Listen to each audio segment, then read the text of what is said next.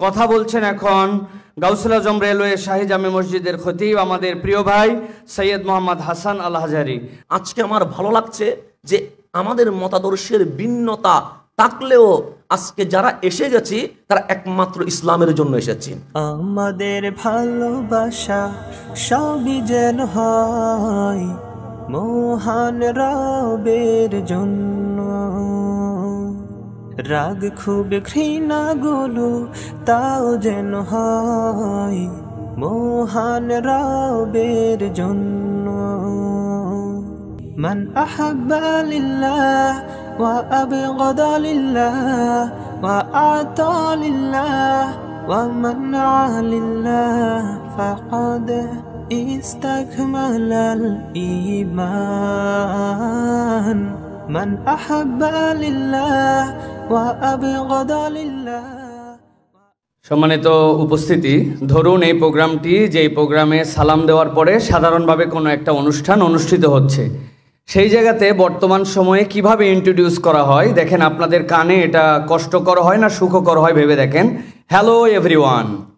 আপনারা শুনেছেন এর আগ পর্যন্ত বলা হতো কোনো একটা অনুষ্ঠানে যাওয়ার পরে তারাই সেকুলাররাই বলতো লেডিস অ্যান্ড জেন্টেলম্যান, কিন্তু এখন বলে হ্যালো এভরিওয়ান। সেটা রেডিও থেকে শুরু করে টেলিভিশন সব জায়গায়। কখনো ভেবে দেখেছেন এটা বলার কারণ কি?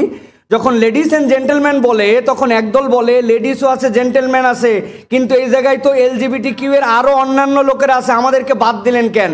সুতরাং তারা পদে পদে আমাদেরকে ঢুকানোর চেষ্টা করতেছে এমন দীক্ষা, এমন শিক্ষা যেটার দ্বারা আমাদের সব কৃষ্টি কালচারকে তারা নষ্ট করতে চায়। আমি একদম সংক্ষিপ্তভাবে তিনটা জিনিসের কথা বলি, খেয়াল করেন। পাশ্চাত্যের লেজুর ভিত্তিক যেই এনজিওরা আমাদের কাছে বিভিন্ন ধরনের সেবা দেয়, আপনি সরাসরি যারা সেবা গ্রহীতা তাদের কাছেও যে জিজ্ঞাসা করবেন, অনেকেই বলে আমরা মোটামুটি তো সাপোর্ট পাই, কিন্তু আপনারা কেবল এর বিরোধিতা করেন কেন? মূল চক্রান্তের জায়গাটা ছিল যে পাশ্চাত্যের লেজুর ভিত্তিক শিক্ষা তৈরি করা এবং উচ্ছৃঙ্খল যৌন ধারণার প্রচার এবং প্রসার। এটা ছিল তাদের হিডেন এজেন্ডা, যেটার বাস্তবায়ন আমরা এখন একদম চক্ষু আমাদের সামনে উন্মোচিত হয়েছে।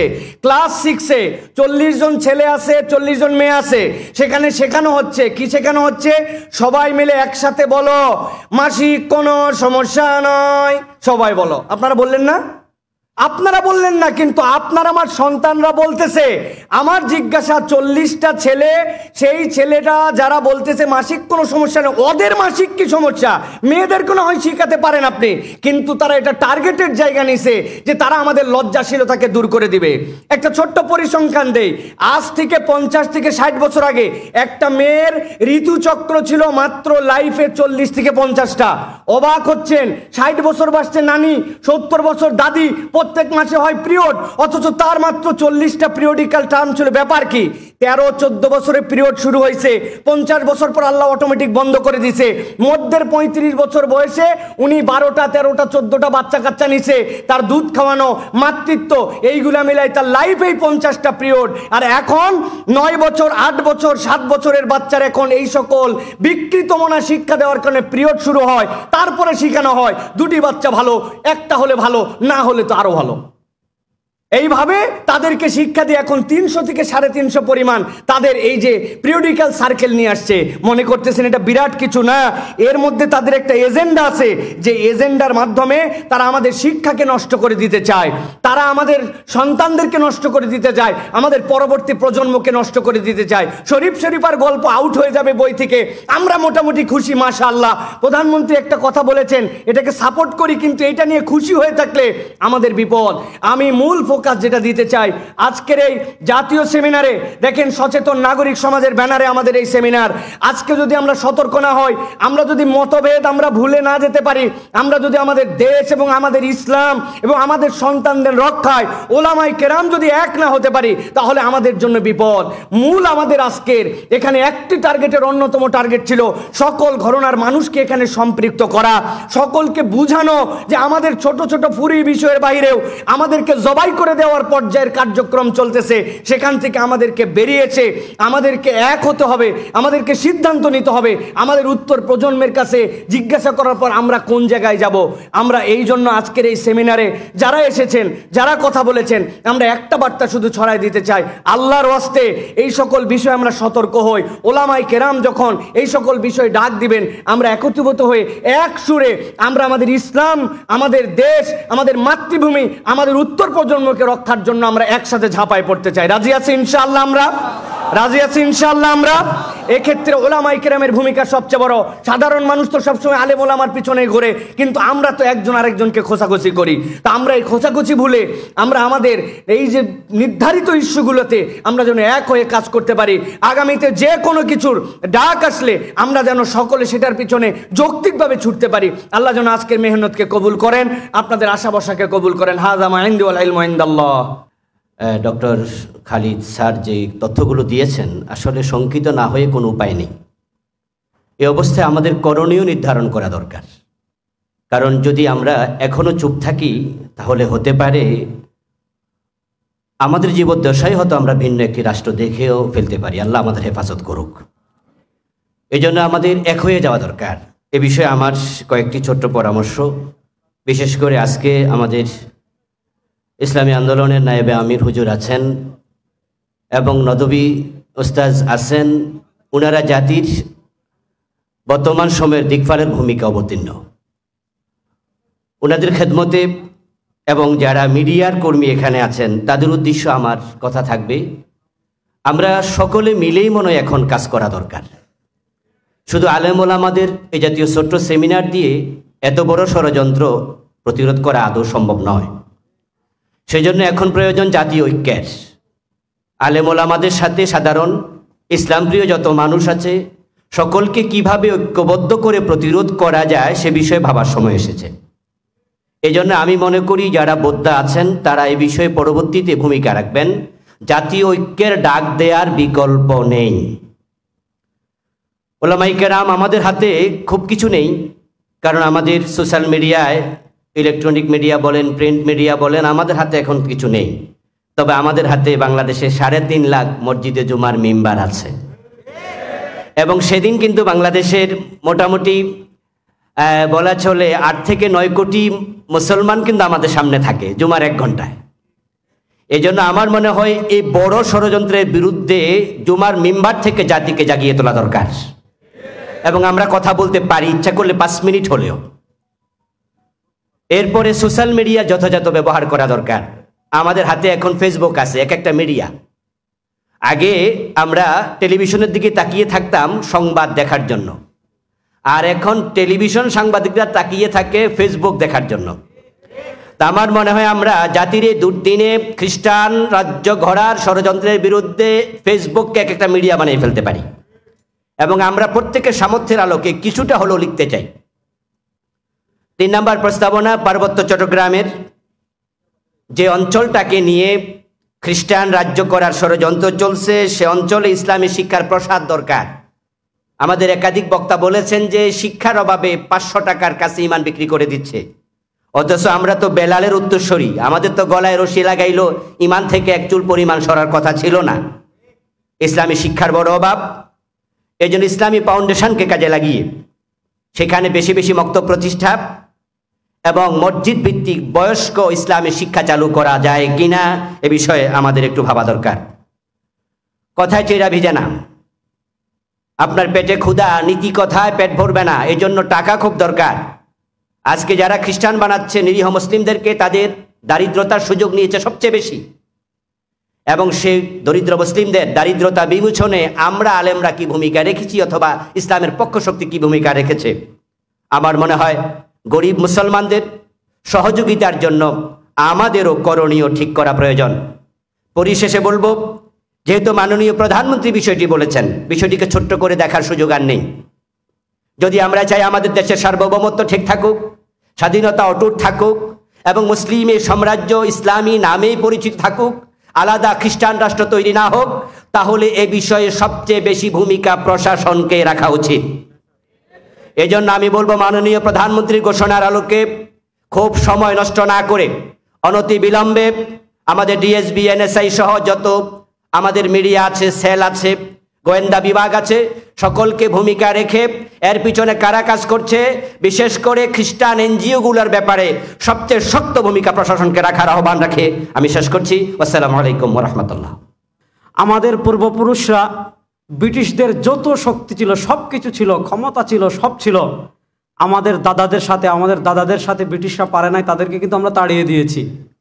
তো এই বাংলাদেশ, আমরা সব সময় বলি যে আপনি মনে করবেন না এটা পূর্ব তৈমুর, আপনি মনে করবেন না এটা ইন্ডিয়া, আপনি মনে করবেন না এটা সিরিয়া, আপনি মনে করবেন না এটা পৃথিবীর অন্যান্য রাষ্ট্র, এটা ওলি আল্লাহর পুণ্যভূমি, শাহজালাল মুজাররদে ইয়ামানে রাহিমাহুল্লাহর পুণ্যভূমি, এটা বাংলাদেশ। এখানে ইসলাম বিরোধী যেভাবে ষড়যন্ত্র করা হবে, এদেশের তাওহীদি জনতা যদি বুকের রক্ত ঢেলে সব ষড়যন্ত্র প্রতিহত করবে ইনশাআল্লাহ।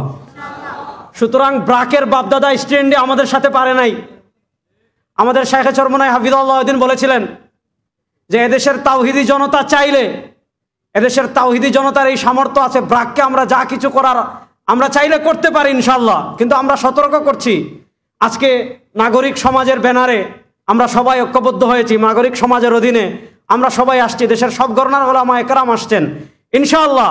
তাদের টাকা থাকতে পারে, তাদের সাথে আমেরিকা থাকতে পারে, তাদের সাথে রাশিয়া থাকতে পারে, তাদের সাথে নানা কিছু থাকতে পারে। যখন হামাসের তুফান আল আকসা শুরু হয়েছিল, বর্তমান পৃথিবীর সবচেয়ে বড় আলেমদের একজন শেখুল ইসলাম জাস্টিস মুফতি মোহাম্মদ তাকি উসমানে হাফিজাল্লাহ তখন বলেছিলেন যে আমরা পৃথিবীর মানুষ বিশ্বাস করে সুপার পাওয়ার আমেরিকা। হামাসের অভিযান তুফান আল আকসা এটা প্রকাশ করেছে, এটা প্রমাণিত করেছে আমাদের যে 1400 বছরের মুসলমানদের যে আকীদা, আমেরিকা পরাশক্তি হতে পারে না, রাশিয়া পরাশক্তি হতে পারে না, চীন পরাশক্তি হতে পারে না। আমাদের আকীদা পৃথিবীতে সুপার পাওয়ার বলতে কিছু নাই, সুপার পাওয়ার একমাত্র আল্লাহ, সুপার পাওয়ার একমাত্র আল্লাহ বলে পৃথিবীর পরাশক্তি আমেরিকাকে আমরা দেখেছি আফগানিস্তানের সাধারণ তালিব মুজাহিদরা ছিন্ন ভিন্ন করে দিয়েছে। আমরা দেখেছি আমাদের ফিলিস্তিনের হামাসের মুক্তিকামী মুজাহিদরা, পৃথিবীর চতুর্থ পরাশক্তি বলা হয় তাদেরকে, ইসরায়েলকে ছিন্ন ভিন্ন করে দিচ্ছে। ইনশাআল্লাহ সময় বেশি দিন বাকি নাই, পৃথিবীর মুক্তিকামী মুসলমানরা জেগে উঠেছে। পৃথিবীর সব জায়গায় এতদিন আমরা মার খেয়েছি, এখন আফগানিস্তান থেকে আমরা মার দেওয়া শুরু করেছি। পৃথিবীর যেই ভূখণ্ডে যারা ইসলামকে বিতাড়িত করতে চাইবে, ইনশাআল্লাহ মুসলমানরা তাদেরকে যেভাবে প্রতিরোধ করা দরকার সেইভাবে প্রতিরোধ করবে ইনশাআল্লাহ। রাসূলুল্লাহ সাল্লাল্লাহু আলাইহি ওয়াসাল্লামের যুগে ইহুদিরা যে কাজগুলো করেছিল ঠিক একই কাজ এখনো চলছে।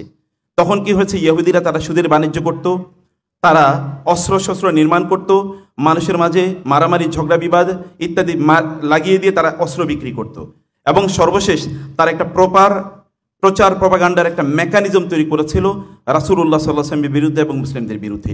আজকের আধুনিক বিশ্বের দিকে যদি আপনি তাকান তাহলে একই কাজ দেখতে পাবেন। আমাদেরকে সুদের আষ্টেপৃষ্ঠে জড়িয়ে রাখার জন্যে, অর্থাৎ এখানে আমাদেরকে নিমগ্ন রাখার জন্যে অসংখ্য পরিকল্পনা আমাদের রয়েছে, আমাদেরকে ঘিরে রয়েছে। এবং এর পাশাপাশি তো আমরা অর্থনৈতিকভাবে পর্যদস্ত করে আমাদের মাঝে কিভাবে সমস্যা তৈরি করা যায় সেটি আমরা কিন্তু দেখতে পাচ্ছি। আর তার পাশাপাশি আমাদের বিরুদ্ধে রয়েছে গোটা পৃথিবীর সকল প্রচার এবং প্রপাগান্ডা যে মাধ্যমগুলো রয়েছে, এগুলো সব কিছু, এগুলো তৎকালীন রাসূলের যুগে যেভাবে ব্যবহার করা হয়েছে এখনও সেভাবে ব্যবহার করা হচ্ছে। আমরা কিন্তু তখন রাসূল একটা যুদ্ধক্ষেত্রের মধ্যে ছিলেন, আমরা একটা যুদ্ধক্ষেত্রের মধ্যে আছি। রাসূলুল্লাহ সাল্লাল্লাহু আলাইহি ওয়াসাল্লাম এবং আমাদের পিতা আদম আলাইহিস সালাতু ওয়াসসালামের সময় থেকে আমরা যে যুদ্ধক্ষেত্র আমরা দেখেছি, একই যুদ্ধক্ষেত্র এখন আছে। বরং রাসূলের যুগে বা তার আগে যে জাহিলিয়াত ছিল, যেটাকে আল্লাহ তাআলা বলেছেন আল জাহিলিয়াতিল উলা, প্রথম জাহিলিয়াত, তার মানে আরেকটি জাহিলিয়াত আসবে, এবং এরকম একটা জাহিলিয়াতের সময় আমরা দাঁড়িয়ে আছি। একটা নব্য জাহিলিয়াতে ঠিক একই ধরনের চক্রান্ত এবং ষড়যন্ত্র আমাদেরকে কেন্দ্র করে তৈরি করা হয়েছে। অর্থাৎ এখানে আমরা যদি দেখি, এই তথাকথিত এনজিওদের মাধ্যমে সুদের জাল বিস্তার করা হয়েছে। সুদের যেমনিভাবে আমরা পরবর্তীতেও দেখেছি মহাজন প্রথা অথবা ব্রিটিশ বেনিয়ার যে কাজগুলো করেছিল, এখনও ঠিক একই কাজ করেছে ব্রিটিশ বেনিয়াদের, অথবা এখানে যারা মহাজনী প্রথা যারা আবিষ্কার করেছিল, যারা পরিচালনা করেছিল, এদের পরবর্তী এই যে উত্তরসূরি যারা আছে, এখন আমাদেরকে কেন্দ্র করে তারা একই ষড়যন্ত্রের জাল তারা বুনছে। এই ষড়যন্ত্রের জালটা আমাদের বোঝা দরকার, এবং এই ক্ষেত্রে তারা যাদেরকে ব্যবহার করছে, যে সকল যন্ত্রগুলো তারা ব্যবহার করছে, এগুলোর ব্যাপারে আমাদেরকে সচেতন থাকা দরকার। তাইলে কেবলমাত্র এই যুদ্ধক্ষেত্রে আপনি এবং আমরা বিজয়ী হতে পারবো। আমাদের যুদ্ধক্ষেত্রটা স্পষ্ট একটা যুদ্ধক্ষেত্রের মধ্যে আপনি আছেন, অতএব যুদ্ধক্ষেত্রে আপনাকে শক্তিশালী যোদ্ধা হওয়া দরকার।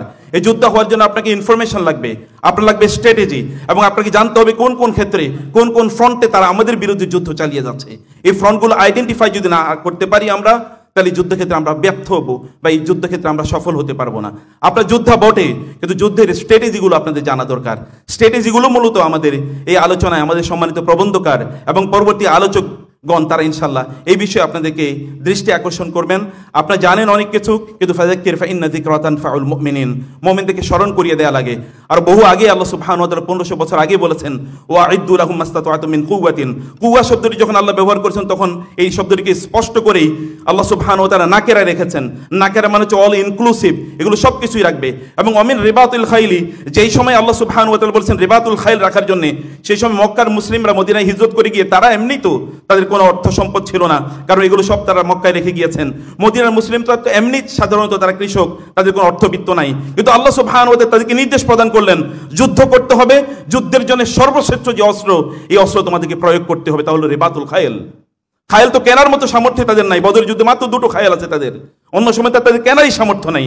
অতএব আপনাকে সেই প্রিপারেশন বা প্রস্তুতি আপনাকে রাখতে হবে। যুদ্ধে বিজয়ী হওয়ার জন্য যে স্ট্র্যাটেজি আপনাকে নেওয়া দরকার সেটি আপনাকে নিতে হবে, সেটি আপনাকে জানতে হবে। সেই বিষয়টি কি, আমরা আমাদের যুদ্ধে দুটো শত্রু আছে। একটি তো অপ্রকাশ্য শত্রু, অশরীরী শত্রু, সেটা কি শয়তান। আদম আলাইহিস সালামের সময় থেকেই সেই যুদ্ধ শুরু হয়েছে দেখছি আমরা। কিন্তু এরপরে আমাদের প্রকাশ্য কিছু শত্রু আছে। এই শত্রুরা তৎকালীন রাসূলের যুগে যা করেছিল এখনো কিন্তু তারা তাই করছে। সেই একই শত্রুরা বিভিন্ন ছত্র ছায়ায়, আপনি যদি আজকের ট্রান্সজেন্ডার ইস্যু দেখেন অথবা অন্যান্য যে সকল ইস্যু দেখেন, এগুলো কিন্তু সেই ইহুদিদেরই প্রোডাক্ট। এবং কোরআনে আল্লাহ সুবহানাহু ওয়া তাআলা বনি ইসরাইল বা ইহুদিদের কথা এত বেশি এই জন্য বলেছেন যেন তাদের মতো আমরা না হই, অথবা তারা মুসলিমদের বিরুদ্ধে যে শত্রুতা করেছে, যে চক্রান্ত করেছে, সেটা যেন আমরা বুঝতে পারি। আল্লাহ সুবহানাহু ওয়া তাআলা বলেছেন ওয়ালা তাজিদান্না আশাদ্দান নাসি আদাওয়াতাল লিল্লাযিনা আমানুল ইয়াহুদা ওয়াল্লাযিনা আশরাকু। সত্যিকার অর্থে ঈমানদারদের সবচেয়ে বড় শত্রু হচ্ছে যেই সকল ব্যক্তিরা পিওর মুশরিক, অর্থাৎ যারা সত্যিকার অর্থে মূর্তি পূজা করে, যারা সত্যিকার অর্থে শিরকের মধ্যে নিমজ্জিত, তারা এবং ইহুদিরা। আল্লাহ তাআলা বলেছেন 1 নম্বর ইহুদিদের কথা আল্লাহ তাআলা বলেছেন। আধুনিক যদি আপনি দেখেন, এই এনজিওদের মাধ্যমে কেবলমাত্র সুদের আষ্টেপৃষ্টেই আমাদেরকে জড়িয়ে রাখা হয় নাই, আমাদেরকে তথাকথিত আমাদের যে শিক্ষা সিলেবাসকে পরিবর্তন করে এমন একটি জায়গায় নিয়ে আসা হচ্ছে এনজিওদের প্রেসক্রিপশন অনুসারে, যে শিক্ষা সিলেবাসে ট্রান্সজেন্ডার এবং এটাও জর্জ শরন এবং এই জাতীয় ইহুদিদের প্রোডাক্ট এগুলো করে তারা আমাদের দিন থেকে বিচ্যুত করতে চায় এবং আমাদের দেশ তারা ছিনিয়ে নিতে চায় আমাদের কাছ থেকে। প্রিয় ভাইরা, সেই বিষয়গুলো আপনাদেরকে আজকে আলোচনায় নিয়ে আসা হবে।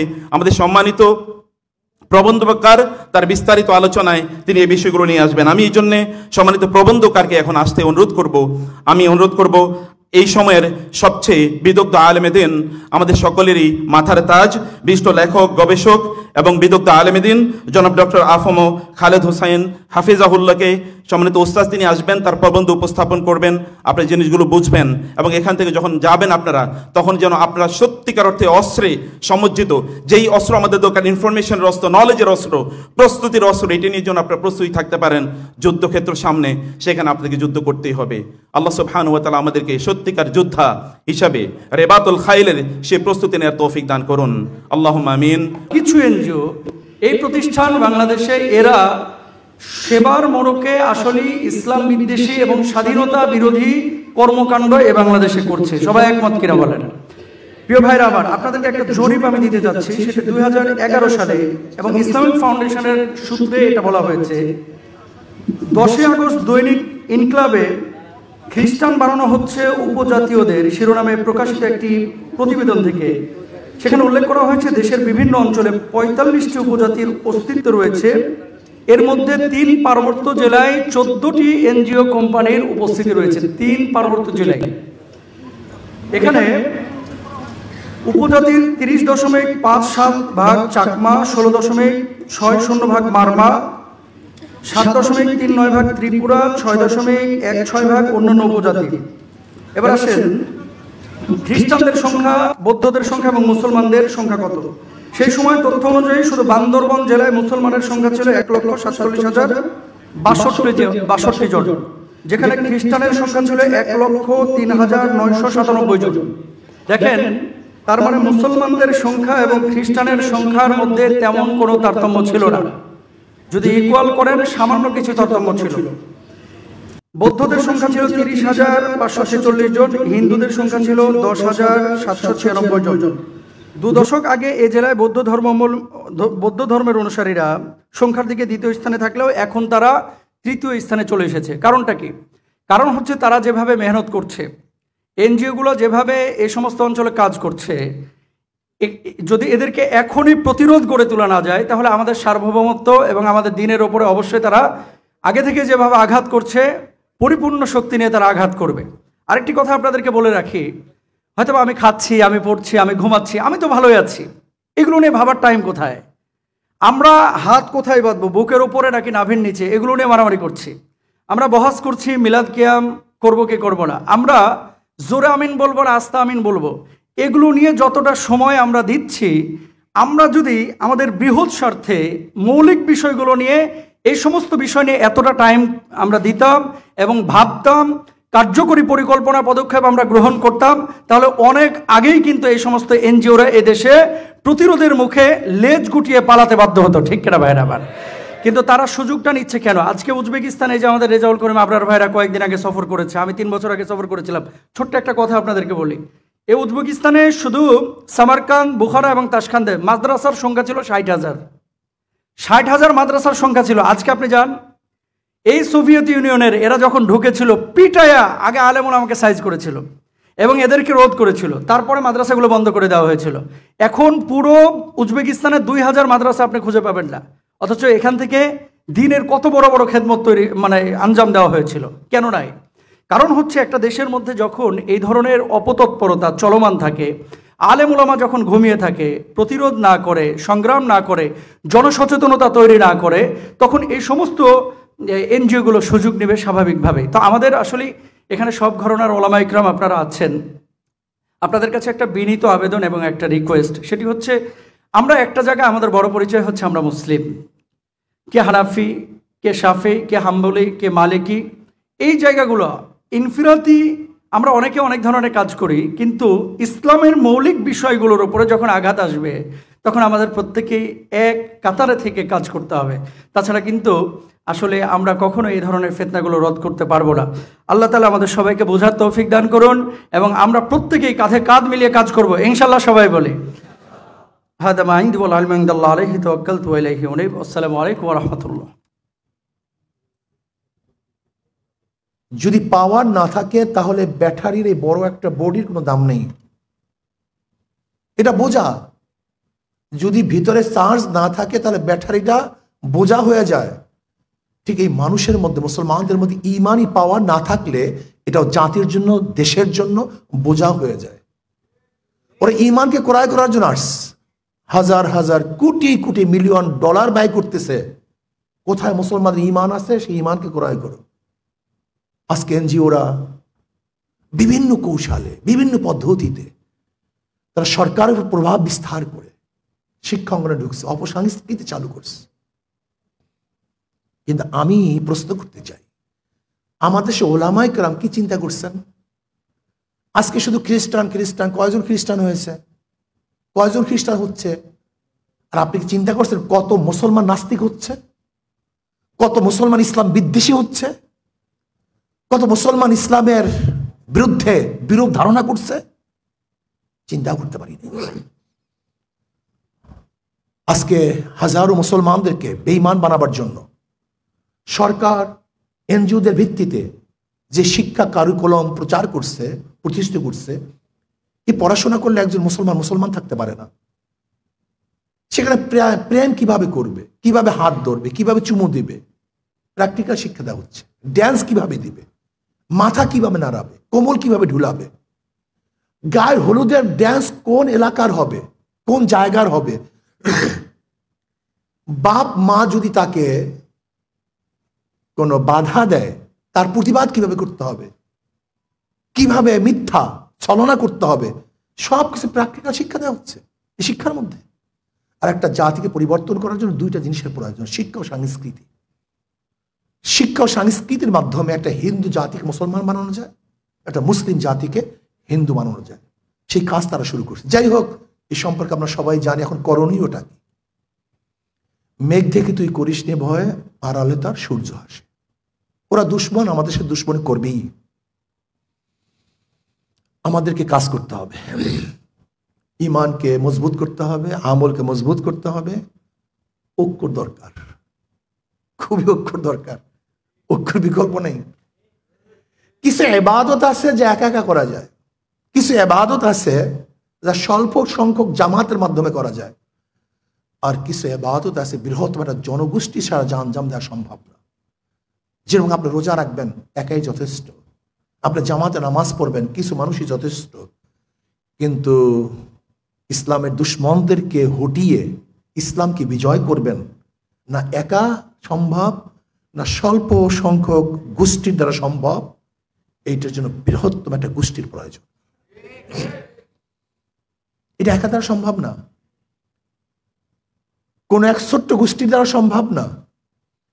এর জন্য বাংলাদেশের যতগুলি মুসলমান আছেন, মোমেন আছেন, কোন এক জায়গায় আমরা ঐক্য হতে হবে।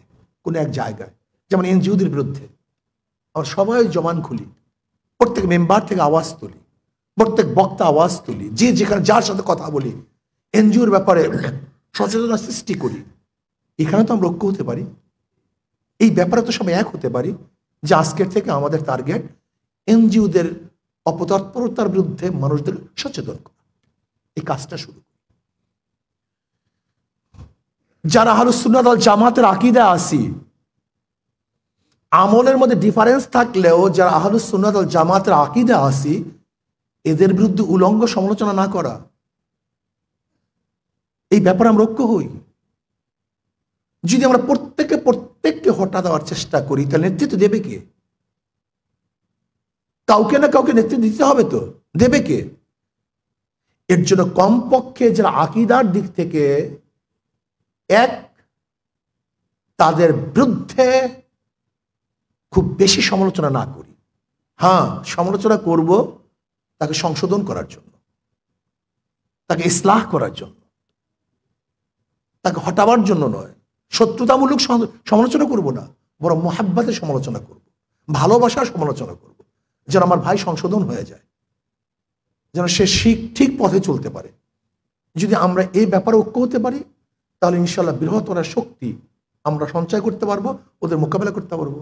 আর দেখেন, আমি কিন্তু স্টেজ ফিডিং ঐক্যে বিশ্বাসী না, আমি কলবি ঐক্যে বিশ্বাসী।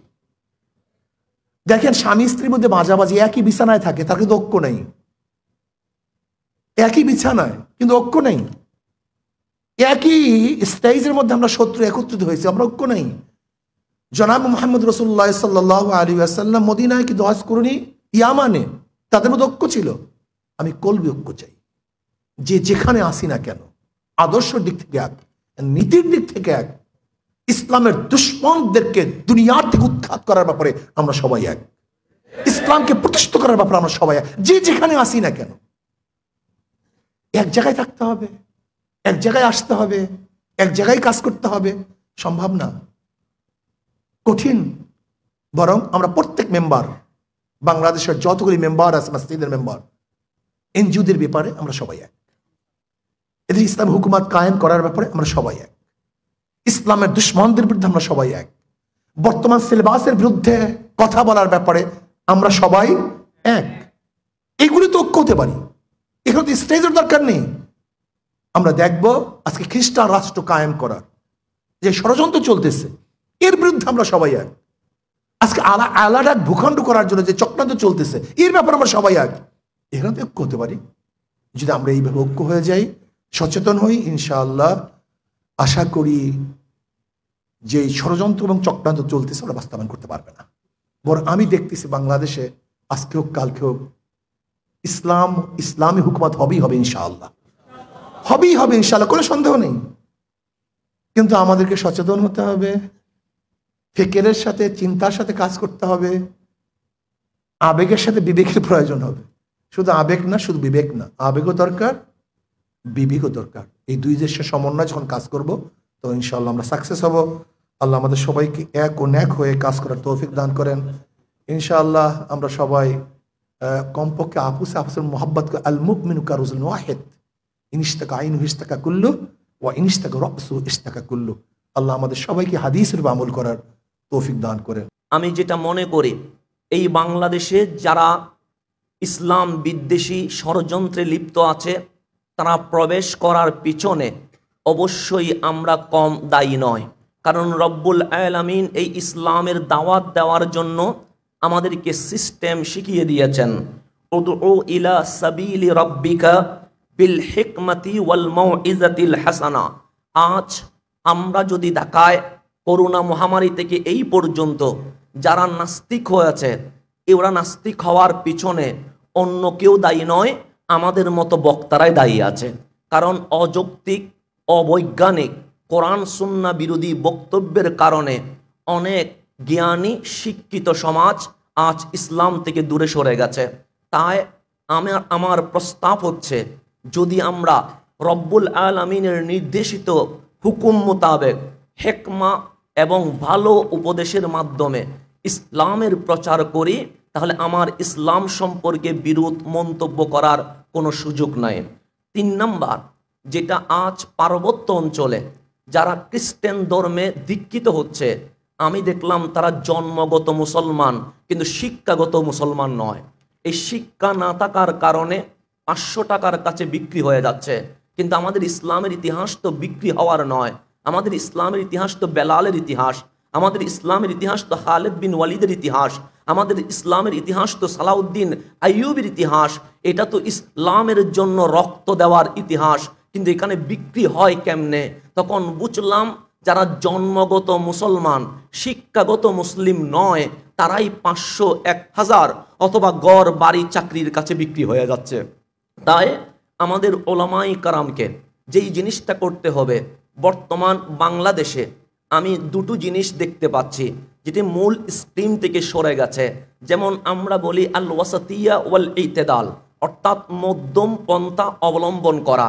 এখান থেকে যদি উপরে উঠে যায় সেটা হবে অতিরঞ্জিত, এবং এই অতিরঞ্জিত যারা করে তাদের কারণে ইসলামে ভণ্ডামির প্রবেশ ঘটেছে। আপনি যদি দেখেন, এই যে মূল স্ট্রিম থেকে সরে গিয়ে আজকে নারী পুরুষের অবাধ মেলামেশা এবং মাজার কেন্দ্রিক যে সিজদা ভণ্ডামি, এটা অতিরঞ্জিত করার কারণে। আরেকটা হচ্ছে আল ওয়াসাতিয়া ওয়াল ইতিদাল, এই মধ্যম পন্থা থেকে যখন নিচে নেমে গেছে তখন উগ্রবাদ, খারেজিয়তের আবির্ভাব ঘটেছে। তাই আজ মুসলিম উম্মাহ যদি ইফরাত তাফরিদ বাদ দিয়ে আল ওয়াসাতিয়া ওয়াল ইতিদাল, সাহাবায়ে কারাম, আহলে বাইত রাসূল, তাবিঈন, তবে তাবিঈন, ইমাম বুখারী, ইমাম মুসলিম, ইমাম গাজ্জালি, মহিউদ্দিন ইবনুল আরবি, ইমাম নাসাই, ইমাম তিরমিজি, এইভাবে করে শুরু করে মহিউদ্দিন ইবনুল আরবি হয়ে, শাহ ওলিউল্লাহ মুহাদ্দিস দেলবি হয়ে, শাহ জালাল হয়ে, যাদের মাধ্যমে এই ইসলাম এসেছে, আমরা যদি তাদের দিকে ফিরে যাই, তাদের ইসলাম ছিল আল্লাহ এবং রসুল কেন্দ্রিক, আর আমাদের ইসলাম হয়ে গেছে ব্যক্তি কেন্দ্রিক। আপনি যদি তাকান, আমার সাথে যদি আপনার বেজে যায়, তাহলে বাংলাদেশে দুইটা শ্রেণী গঠন হবে। একটা আমার পক্ষে কথা বলবে, একটা আপনার পক্ষে কথা বলবে। এই পক্ষে মারামারি করবে। কিন্তু একজনকেও দেখলাম না, কেউ বলে নাই যে অমুক পক্ষে না, অমুক পক্ষে না, দলিল যেই দিকে আমরা সেদিকে যাব, এটা কেউ বলে নাই। তো যার কারণে ব্যক্তিকেন্দ্রিক ইসলাম হওয়ার কারণে আজ শিক্ষিত সমাজ আমাদের উপর বিরক্ত হয়েছে। এবং আমরা যদি আবার ফিরে এসে আল ওয়াসাতিয়া ওয়াল ইতিদাল মূল স্ট্রিমে চলে আসি, ইনশাআল্লাহ আমাদের এই পবিত্র ধর্ম ইসলাম নিয়ে ষড়যন্ত্র করার কোনো সুযোগ তাদের হবে না। আমার লাস্ট পয়েন্ট, চতুর্থ, এই যে এনজিওদের ষড়যন্ত্র, এটা মোকাবেলায় আমরা 4 দিকে এগাতে পারি। একটি প্রশাসনিকভাবে, যেহেতু সরকার গভর্নমেন্ট ঘোষণা করেছে রাঙ্গামাটি, বান্দরবন এবং খাগড়াছড়ি অঞ্চলকে মায়ানমার স্টেট করে খ্রিস্টান একটা উপজাতি করার ষড়যন্ত্র চলছে। আপনি জানেন এই বাংলার রমণী বললে এই উপজাতিদের যেই অবস্থান তথা খাগড়াছড়ি, রাঙ্গামাটি, বান্দরবনকে বলা হয়। এবং সেখানে যে মুসলিম বাঙালিরা আছে তারা খুবই কষ্টের মধ্যে আছে। আপনি যদি সাজেক যান, সেখানে যদি কারো সাথে কথা বলেন, যাদের দোকান আছে, তারা আপনাকে বলবে উপজাতিদের মধ্যে 2 শ্রেণী, একটা ভদ্র, একটা অভদ্র। এই অভদ্রদের মধ্যে 4টা গ্রুপকে প্রতি বছর আমাদের বাঙালি মুসলমানদের দোকান থেকে চাঁদা দিতে হয়, এবং প্রত্যেক দিন যে জিনিসগুলো ক্রয় করে এটার উপর আলাদা ভ্যাট ওদেরকে দিতে হয়। তাহলে আপনি বাংলাদেশে থেকেও, বাংলার নাগরিক হওয়ার পরেও এই বাংলার জমিনে পরাধীন হয়ে আছেন। এই যে ষড়যন্ত্রের ভেতরে আপনি চলছেন, ওদের অভাব আছে, ওদের ডর ভয় আছে, ওদের কাছে একটা একটি এমন জীবন ওরা পরিচালনা করছে, প্রতি নিঃশ্বাসে ওরা ভয় পাচ্ছে কখন আমাকে হত্যা করে ফেলে, যার কারণে ওরা নিরাপদ আশ্রয়ের জন্য খ্রিস্টান মিশনারিদের আশ্রয় স্থলে চলে যাচ্ছে। তাহলে আমাদের মুসলিম ইউনিটি কমিউনিটি করে আমরাও যদি আমাদের মুসলিম ভাইদের পাশে দাঁড়ায়, তাহলে ইনশাআল্লাহ এই মুসলমানরা একটা আশ্রয়স্থল পাবে এবং ওদের কারণে আমি মনে করি অসংখ্য বিধর্মী ইসলামের ছায়াতলে চলে আসবে। এটা হচ্ছে প্রশাসনিক, আরেকটা হচ্ছে ব্যক্তিগত, আরেকটা হচ্ছে দলীয়গত। আজকে আমার ভালো লাগছে যে আমাদের মতাদর্শের ভিন্নতা থাকলেও আজকে যারা এসে গেছি তারা একমাত্র ইসলামের জন্য এসেছি।